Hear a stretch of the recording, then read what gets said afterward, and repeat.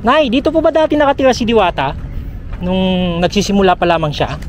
Ang problema nga ngayon, porkit nakikita niya may mga vendors dito, pinapakliring pa kami ng pinapakliring. Siya ang nagpapakliring? Siya daw, katulad yung kahapon, siya pa lang nagpakliring, no? This is the bridge where Diwata Paris Overload used to live. And in today's video, we are going to peek under the bridge to see how it is to live under it. Hindi naman ako may-ari ng tulay. Ayaw nilang umalis. Hindi ikaw yung may-ari ng tulay. Ayaw nilang Huwag mo umalis. angkinin ng tulay. Oo. In today's digital era, the internet and social media wield the power to transform ordinary individuals into overnight sensations. From rags to riches tales, such as those of Dolly Chaiwala from Nagpur and Maliesha Karwa, the Indian teen model hailing from Dharavi slums, to the recent emergence of Deo Balbuena, also known as Diwata, as the Philippines' newest internet sensation. The world is witnessing unprecedented rises to stardom. Inspired by Diwata's journey, I embarked on a visit to the very bridge he once called home. However, amidst the whirlwind of his success, discontent brews among his former bridge mates and sidewalk vendors. And this is the story.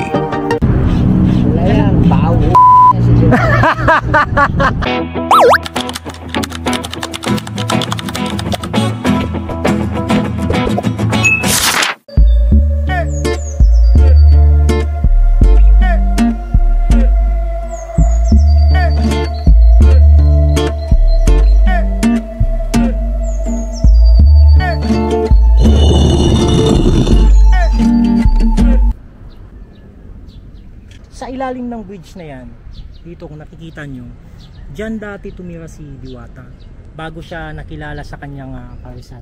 Tara, bisitahin natin, tingnan natin kung ano yung mayon dito sa baba. Ayan, so ito yung ilalim nito. May mga tao pa nga dito. So napakasikip ng ano na to sa ilalim ng tulay at marami ding mga ibang mga homeless na nakatira dito. Ayan, may mga alaga pa silang mga aso. Confirm, no? Dito siya nakatira dati sa ilalim ng tulay na to. So imagine mo, may mga papag silang ginagawa dyan. At ito may mga kalakal. Ganun din yung ginagawa dati ni Diwata. Nangangalakal lang daw siya dito sa ilalim ng tulay. At dito siya natutulog.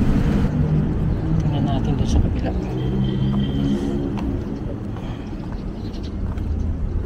So actually may barbed wire na nakalagay dito, anti-serpentina wire dito sa tulay na to para hindi sana mapasukan ng mga tao, lalo na yung mga homeless. Kaya lang tingnan yung ginawa nila, inalis nila itong mga barbed wire na ito para matira nila.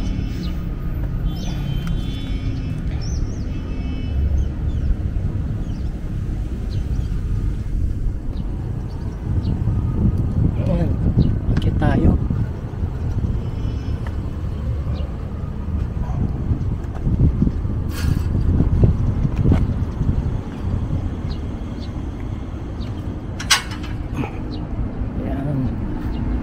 So try natin tumawid doon sa kabilang tulay. So lakad tayo. Okay, so yung pangalan ng bridge nito, yan, J.W. Jokno Bridge. Ayon sa isang nakausap ko na babae na sidewalk vendor, dun sa dulo na yun, napagtanungan ko, dyan din daw dati nagbebenta si Diwata ng mga sigarilyo, yan, mga kape-kape. Ito sa area na to, papakita ko sa inyo. Ayan, mula dito na amoy ko yung amoy ng ng dagat. Hindi naman siya totally na masangsang yung amoy, pero may kakaibang amoy siya eh. May kakaibang amoy pa rin siya. Yan.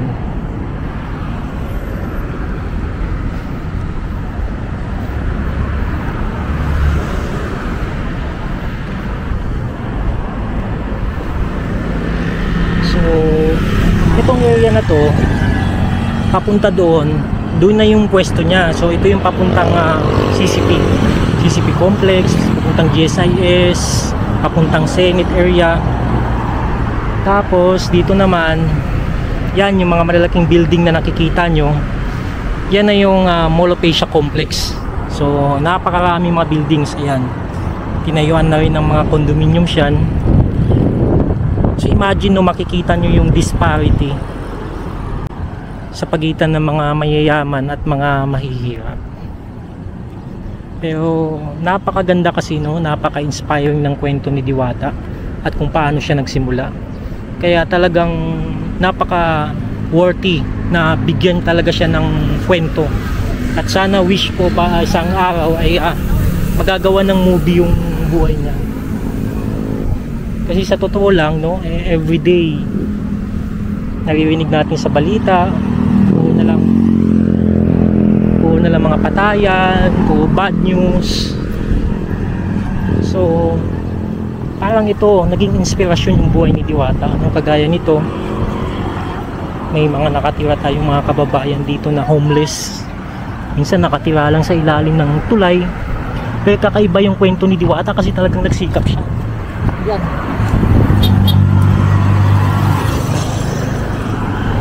Try natin pumunta dito sa kabilang.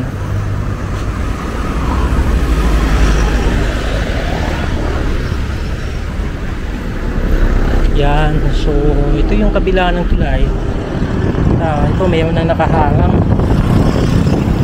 Sabi ng isang babae, ito na daw yung tambayan ng mga mangingisda dito. Kaya nakikita natin nandyan yung mga bangka nila. Yan. Ito naman si tatay. Ayan o, dami niyang mga lata. Ayan, may nagtitinda din si tatay. Anong mga laman yan tayo sa galon mo? Ha? Bagoong? Bagoong pala yan. Ayan. Tuyo. Tatay pala nagtitinda ng bagoong. Hindi ko alam kung bagoong ba yun o ano. So ayan. So yan, makikita nyo yun. Yan parang pier yata, dulo ng pier ng Pasig Ferry.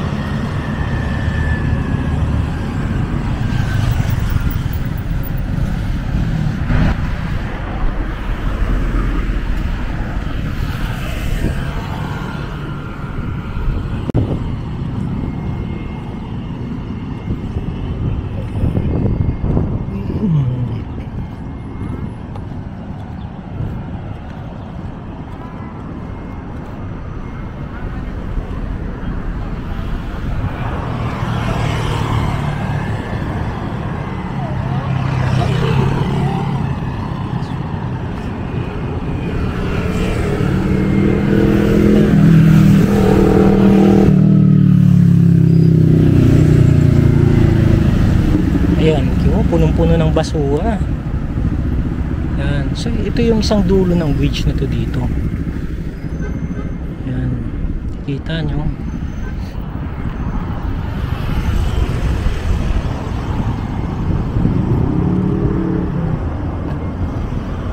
May nakaharang. Ayan. So dun lang talaga yung daanan nila. Ayan, ginawa na nilang tirahan talaga yung ilalim ng tulay. So minsan hindi mo masisi yung mga kababayan natin na talagang gustong makipagsapalaran dito sa Manila.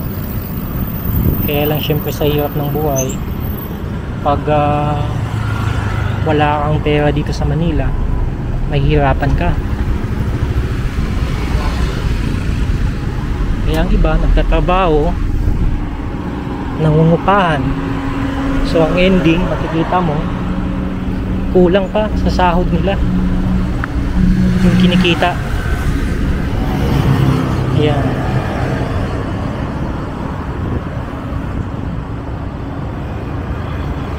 So yan, nilagyan na rin nila to ng ng barbed wire. Pero kahit may barbed wire na, yan, inalis yung kapirasan nito para siguro pwedeng bumaba dyan.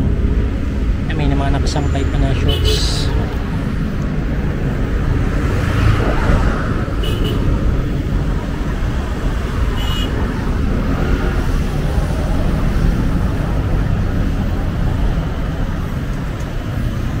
So ito yung kabuuan ng tulay na to.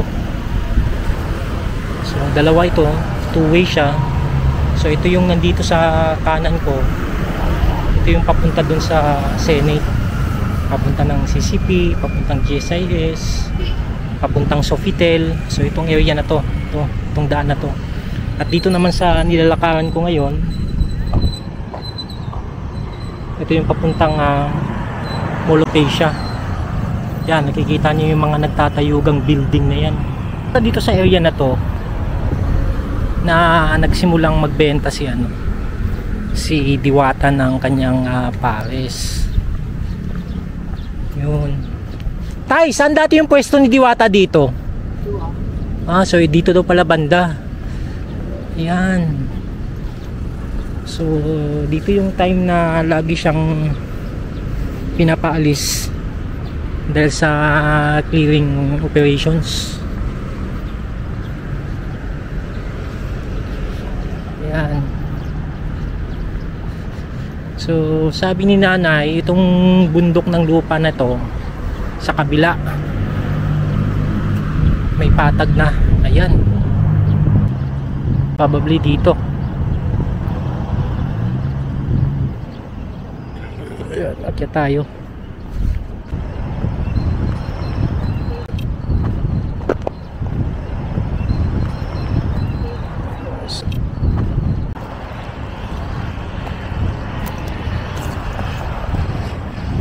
Sa area na to. Yan, ayan oh, kita ang daming basura. So probably sa area na to dito. Yan. So dito siya dati nagtitinda ng kanyang pares. Dito nga.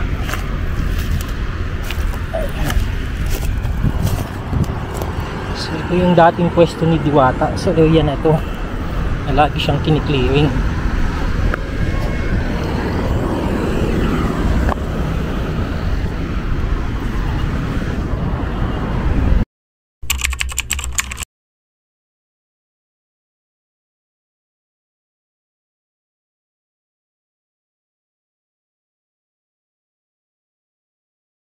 Nay, dito po ba dati nakatira si Diwata? Nung nagsisimula pa lamang siya? Ang problema nga ngayon, porkit nakikita niya may mga vendors dito, pinapaklearing pa kami ng pinapaklearing. Siya ang nagpapaklearing? Siya daw, katulad yung kahapon, siya pa lang nagpaklearing no? Narinig ni Lunghang. Oo? Tumawag si Juliet kay sa soft drinks. Nawag daw muna babaan kasi pinapaklearing sila ni Diwata. Tapos yung mga vendors daw dito sa dulo. Bakit niya naman gagawin yun? Para masuluhod niya. Ganun talaga. Our hearts beat to the city streets. We began to feel the fire. We rise like tall buildings as the chemicals they take us higher.